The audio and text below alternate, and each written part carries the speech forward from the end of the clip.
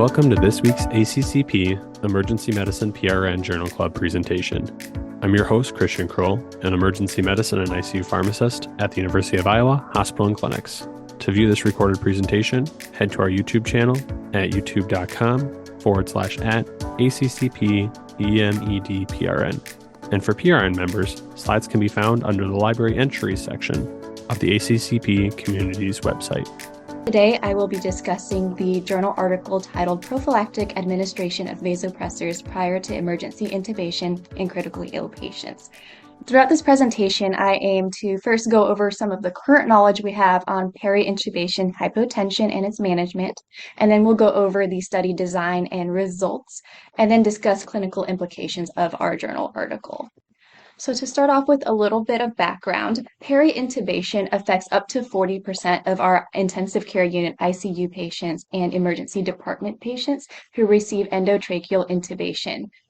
It can be manifested in many different ways, and some of the studies describe this peri-intubation hypotension or cardiovascular instability as either a systolic blood pressure of below 65 millimeters mercury at least once, a sustained blood pressure below 90 for more than 30 minutes, new or increased need for vasopressors, or a requirement of a fluid bolus. Like I said, a lot of the studies that look at peri-intubation hypotension and the agents we use to prevent it use these criteria to define cardiovascular instability and hypotension.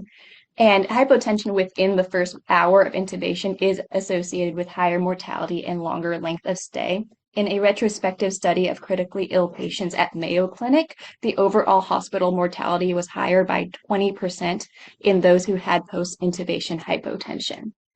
Some risk factors that can lead to or predispose a patient to post-intubation or peri-intubation hypotension include vasopressor use immediately prior to intubation, which makes sense because these patients are most likely at high risk of being hypotensive and requiring pressors. Risk factors also include the choice of induction agent, with etomidate being one that is commonly implicated in hypotension.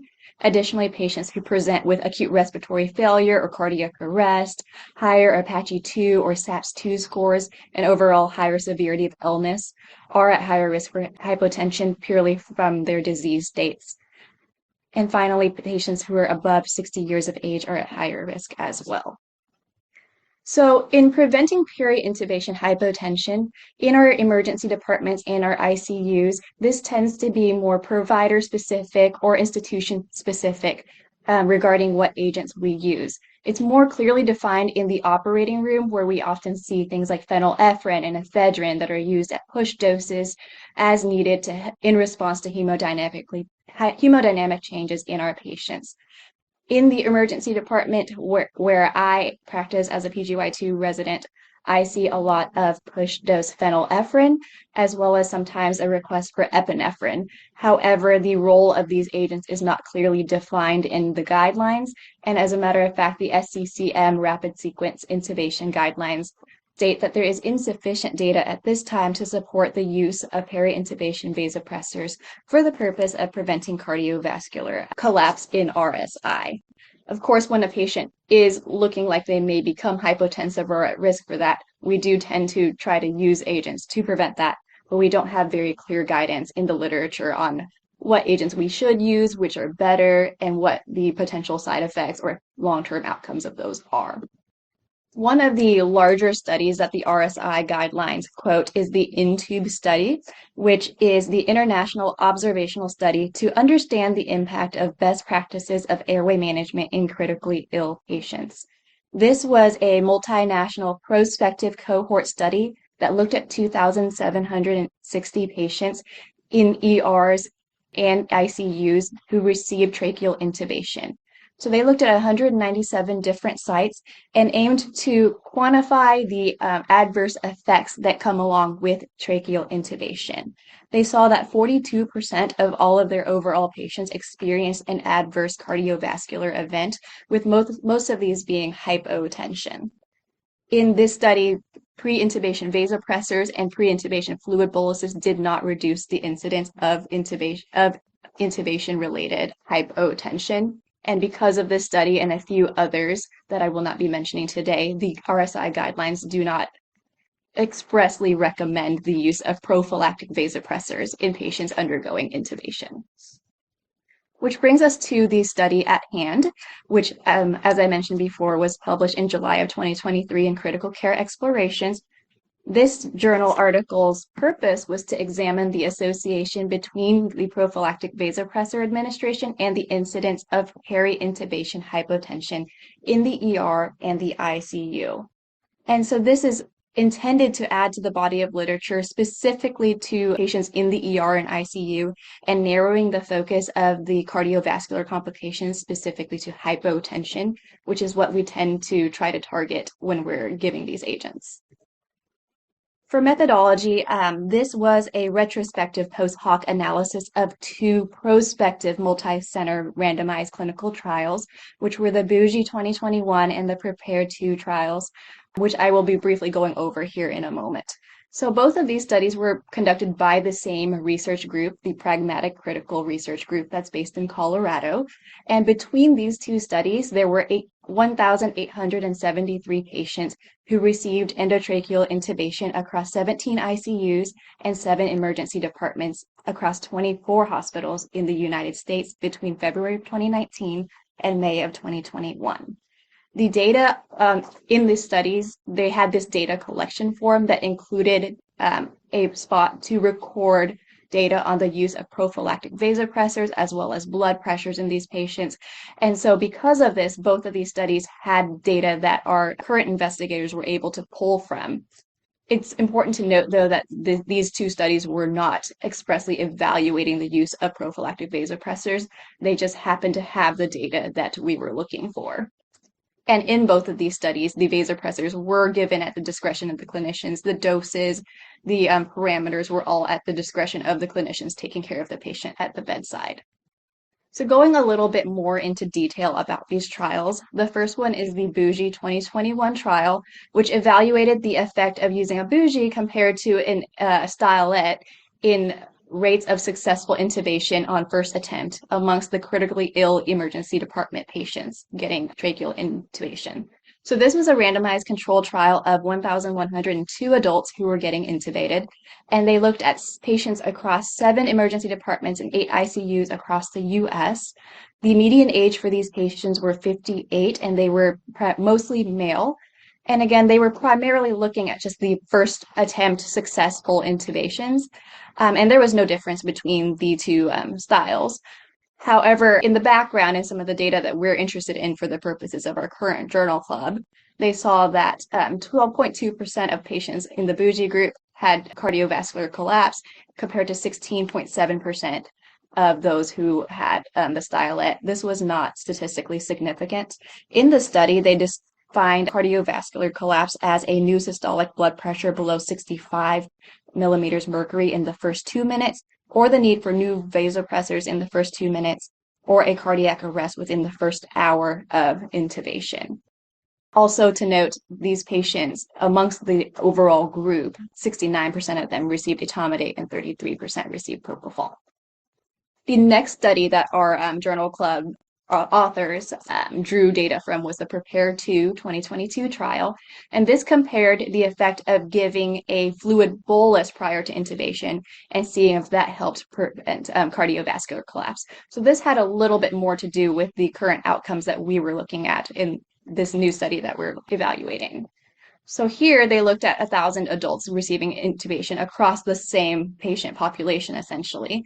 These patients were at a median age of 62, again, mostly male, and their primary outcome of cardiovascular collapse was defined as either a new blood pressure below 65 in 2 minutes or a new or increased need of vasopressors within those first 2 minutes after intubation. What they saw was that when patients received a small 500 milliliter bolus, they still had a higher incidence of cardiovascular collapse to those who did not. This was likely because the patients who did receive a bolus were already at higher risk, most likely were sicker to begin with, and were predisposed to hypotension, regardless of whether or not they were going to get intubated. Of note, only 12% of these patients were on vasopressors in the peri-intubation phase.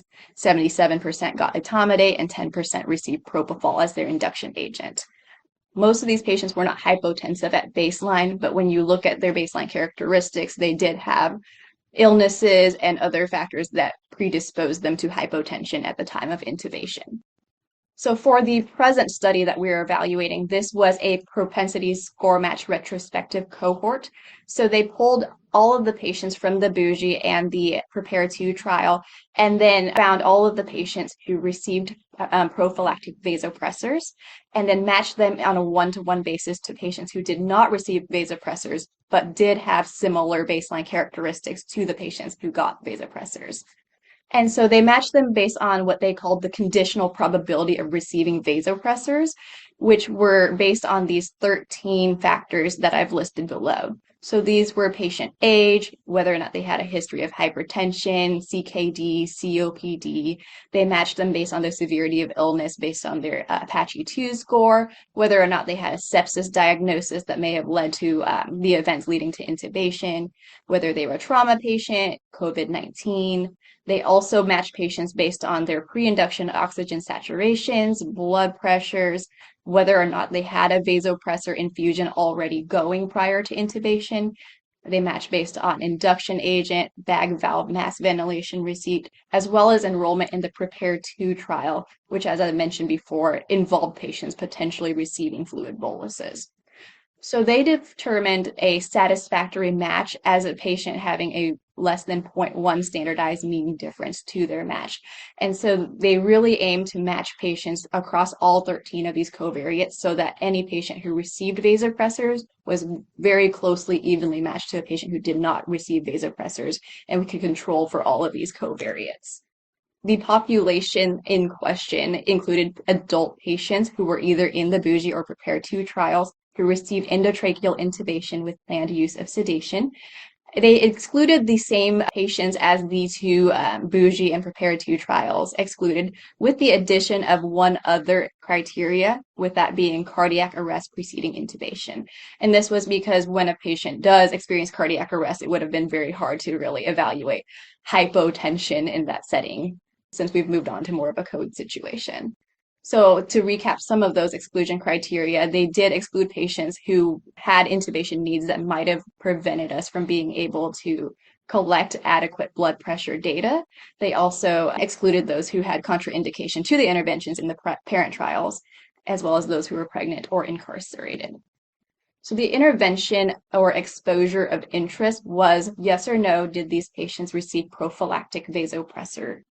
And so this was defined as either a vasopressor bolus at the time of intubation induction, or a new vasopressor infusion, or an increase in an existing vasopressor infusion. And again, these agents had to be, or these dose changes had to be done around the time or concurrently with the induction agent being given during RSI. So because this was a retrospective study, they were very stringent about these criteria so that they could closely relate the event of the intubation to the administration of these blood pressure agents. The primary endpoint in question was the incidence of peri-intubation hypotension between the time of induction and 2 minutes following endotracheal intubation.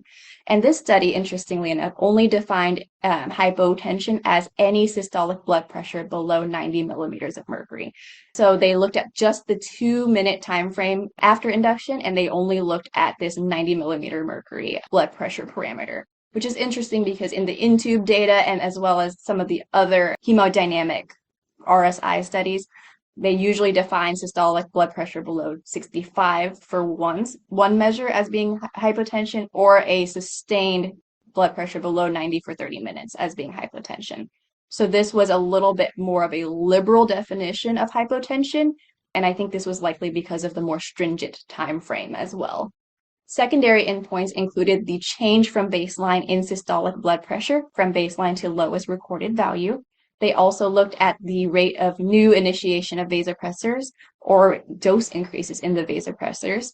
They looked at cardiac arrest within 1 hour of intubation, 30-day in-hospital mortality, duration of mechanical ventilation up to 28 days, and ICU length of stay up to 28 days. Moving on to results. So out of the 1,873 patients in the bougie and prepared to cohorts, 75 were excluded because they experienced a cardiac arrest, according to the data collection. The remaining 1,798 patients were available for propensity matching. So what they did was they evaluated all of these patients and found that only 187 patients out of all 1,700 received prophylactic vasopressors. So they took these 187 patients and they matched them with their best match from the remaining pool of 1,600 patients. So the final group for this retrospective analysis included 187 patients in the prophylactic vasopressor group and then 187 patients in the no prophylactic vasopressor group. So before I go into more results, I wanted to briefly touch on the baseline characteristics of the overall large cohort. So this is the group of 1,800 patients, and then excluding the cardiac arrest patients, of course. And we can see that the groups were not balanced at baseline.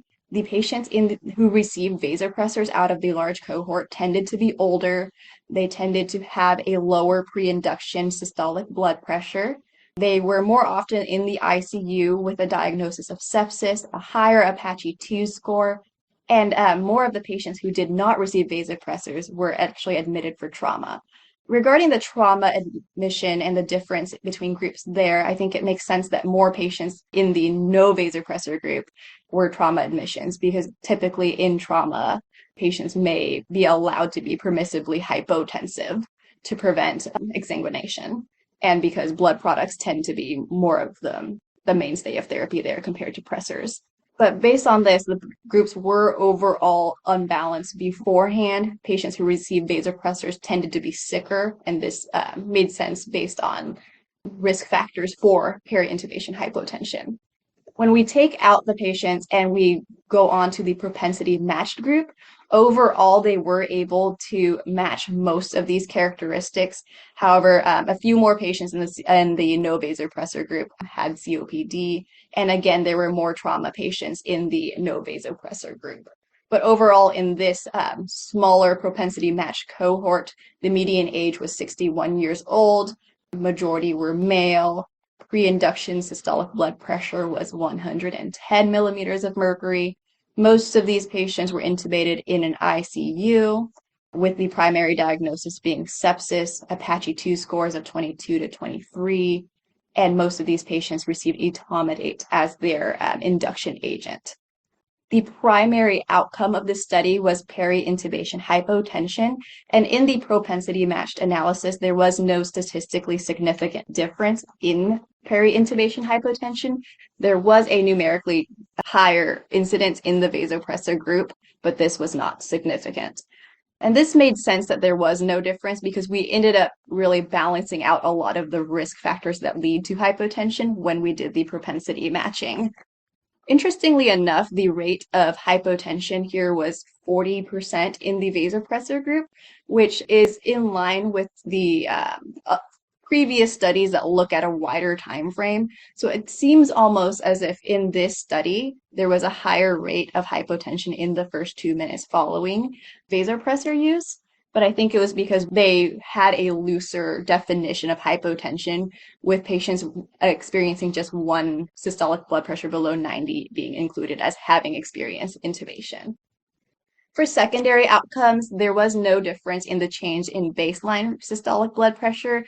Overall, patients' blood pressure decreased by 11 to 12 millimeters of mercury. There was also no difference in cardiac arrest in the first hour or 30-day mortality. However, there was a statistically significant difference in the new initiation of vasopressors.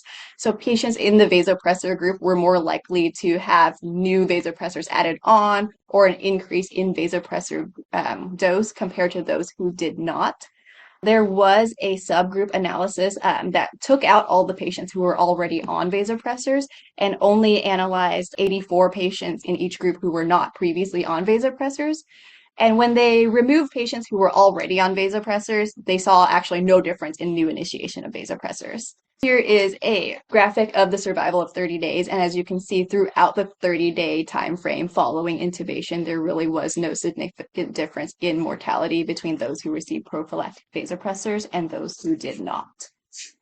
So the authors concluded that based on the results that they found, administration of prophylactic vasopressors was not associated with a lower incidence of peri-intubation hypotension, and they felt this data was consistent with prior studies that looked at pretty much the similar outcomes. I felt that the strengths of this trial was that they included, even though it was retrospective, they included data from parent trials that were conducted by the exact same group of researchers with very similar inclusion-exclusion criteria, very similar data collection methods. They weren't retrospectively looking for data that had not previously been connected or been tangentially collected, but rather things that were on an existing data collection sheet that had already been collected prospectively. I feel like that may help reduce some bias that comes with retrospective studies. Additionally, I felt that this cohort was very reflective of the typical patient we see getting intubated in an ICU or an ER who present with sepsis, who may be ill-appearing or have respiratory distress. And finally, I felt that the rates of vasopressor use were very similar to other studies, so there is external validity here. However, because it was a retrospective analysis, I felt that not all covariates could have been balanced, and as a matter of fact, not all covariates were balanced.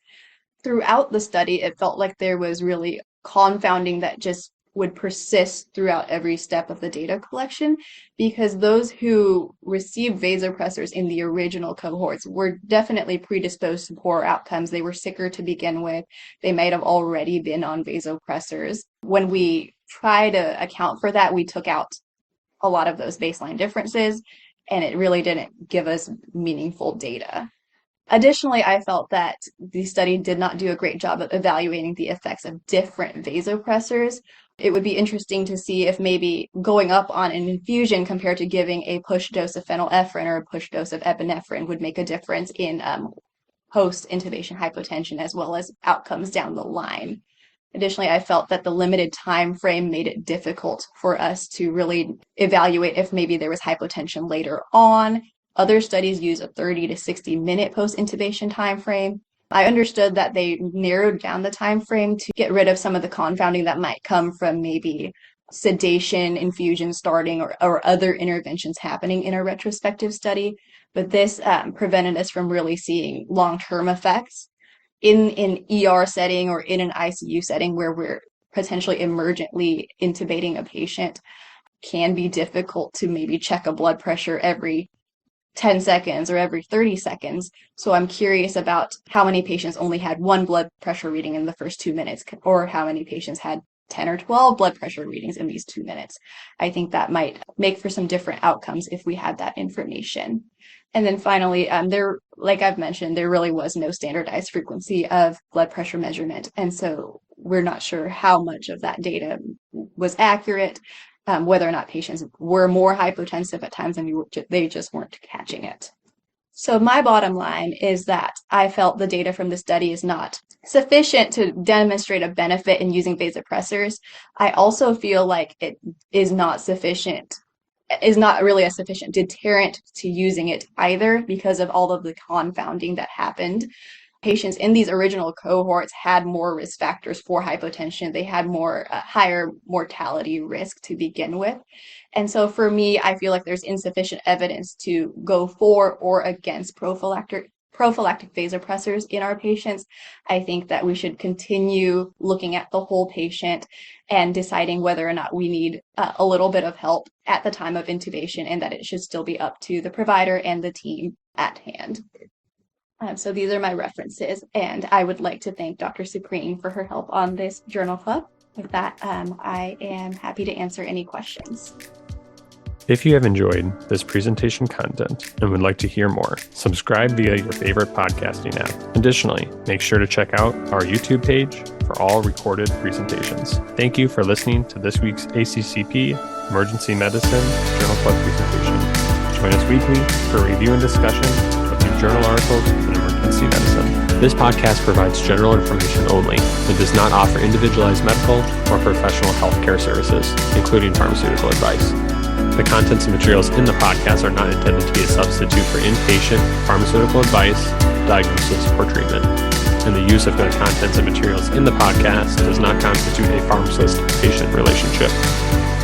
As a result, the information in and materials linked to this podcast are applied at the user or patient's own risk. Users or patients should consult their physician or personal healthcare professional. The user or patient should not ignore or delay seeking care because of something they heard on this podcast. In case of an emergency, the user or patient should contact their physician, call 911, or go to the nearest medical emergency facility. The views and statements expressed on this podcast are those of the host and guest and should not be interpreted to reflect the official position or policy of ACCP or the Emergency Medicine PRN.